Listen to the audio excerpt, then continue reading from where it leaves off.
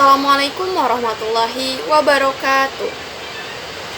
Bahasa adalah alat komunikasi untuk melakukan interaksi antara individu satu dengan individu yang lainnya. Menggunakan bahasa Indonesia yang baik dan benar sangat penting bagi generasi muda untuk mewujudkan bangsa yang besar dan kokoh. Bagaimana sih konsep bahasa yang baik dan benar itu?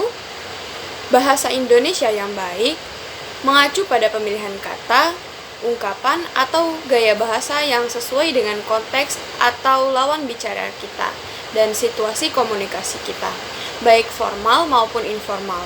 Dalam acara resmi, bahasa yang digunakan tentu saja berbeda dari percakapan sehari-hari.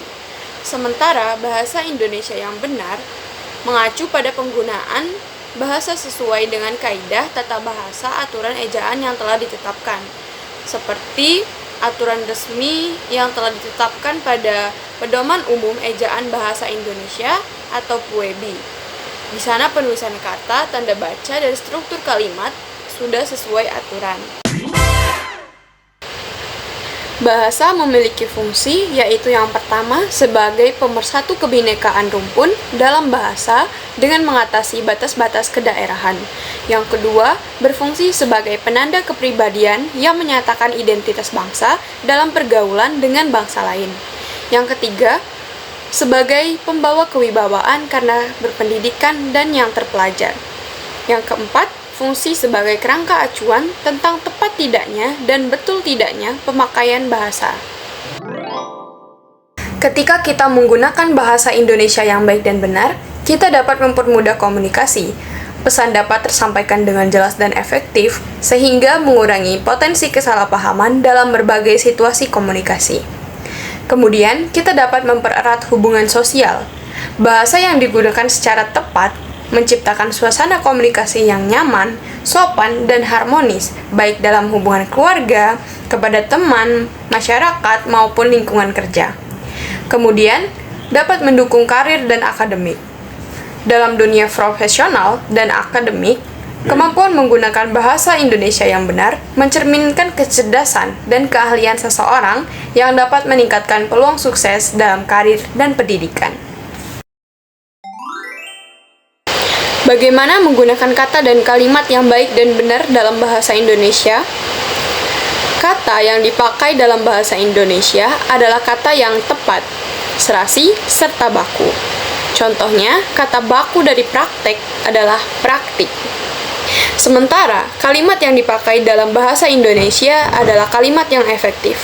Kalimat yang efektif harus memuat dua unsur penting, yakni subjek dan predikat. Kemudian harus mudah dipahami oleh orang lain. Yang ketiga, menggunakan kata yang tepat dan serasi. Selanjutnya, harus gramatikal. Gramatikal berarti menggunakan kata yang baku dan sesuai dengan fungsinya atau kedudukannya. Yang kelima, harus rasional. Yang keenam, efisien, yang berarti menggunakan unsur sesuai kebutuhan dan tidak berlebihan. Yang ketujuh, tidak ambigu, yang berarti tidak menimbulkan dua arti yang membingungkan. Paragraf yang dipakai dalam bahasa Indonesia harus mempunyai satu pikiran utama, kemudian mempunyai koherensi yang baik, yang berarti hubungan antar unsurnya sangat erat, dan semua unsurnya tersusun secara sistematis, serta menggunakan kalimat yang efektif. Dalam berbahasa Indonesia yang baik dan benar, kita harus mempunyai keterampilan menyimak, keterampilan berbicara, keterampilan membaca, dan keterampilan menulis. Keterampilan menyimak yakni dapat menyimpan atau mengingat unsur bahasa yang didengar menggunakan daya ingat jangka pendek atau short-term memory. Yang kedua, berupaya membedakan bunyi-bunyi yang membedakan arti dalam bahasa target.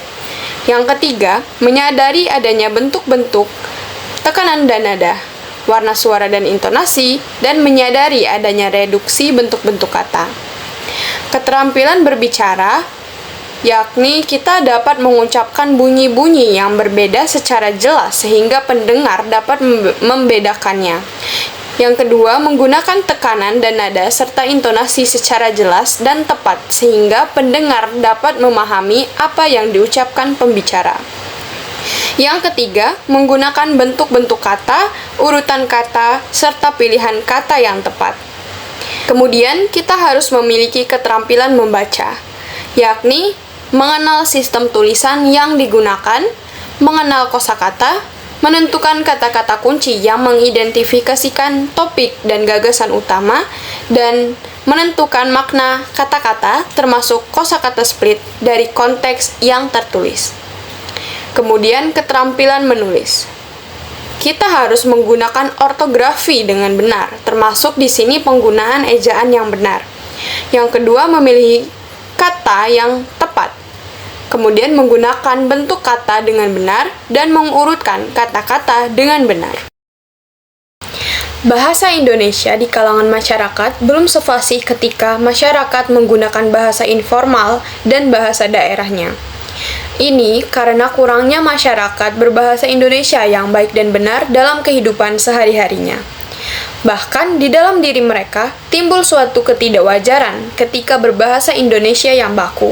Padahal sangatlah wajar apabila masyarakat selaku penerus bangsa dapat menggunakan bahasa nasionalnya dan menunjukkan identitas sebagai bangsa Indonesia.